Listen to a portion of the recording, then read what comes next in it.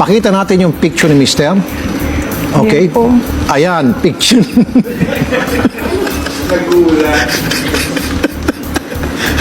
Okay.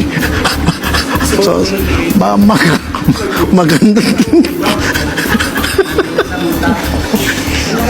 Oh, yung panty pala, ibalik mo. Paano ka pati magpapanty? damit. Akala ko ba lalaki ka? Dapat brief. Babae pa rin ako kahit ganito ako, nagpapanty ako. Dala ko po yung sinabi niya na bagong panty. Oh, dala mo niya ngayon. Isusoli mo ngayon. Oh, pakinggan mo turing muna ibang ako. tao. Pakinggan Ikaw, mo. turing mo sa pamilya ako. Yung nanay ko pumunta Pakinggan doon. mo muna ako. Pumunta yung nanay ko doon. Yung nag-request na sa'yo ng hotdog. Tapos sabi nanay ko, hotdog. Yung binili mo potlong. Tapos nagreklamo nanay ko. Nagalit ka? Nagalit ka? Kasi, Yung mga arte ng nanay ko? sir, sandali lang. Sumama lang. Pinabibili ka ng hotdog, ba't ka bumili ng putlog? Ba't kasi putlog ka sa tali? Ba't kasi putlog binili mo hindi hotdog? Ang matuta ko ang baho ba? Siyempre naman kasi normal na kasi yun, yung uutot. Ang Ano nga normal. namang magsabi pa ako sa'yo? Normal. Hindi, kunwari yung ikaw kunwari umutot ako tapos mabaho. Ano mararamdaman mo?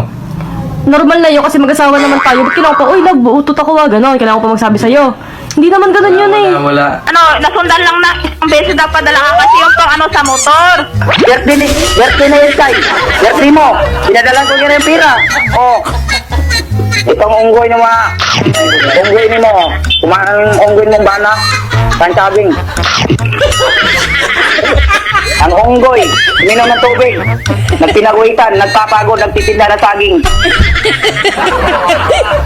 Subukan niyo wag ka... Mga kababayan ko, hindi po ako narito. You can say in English kasi para maintindihan din ni ano.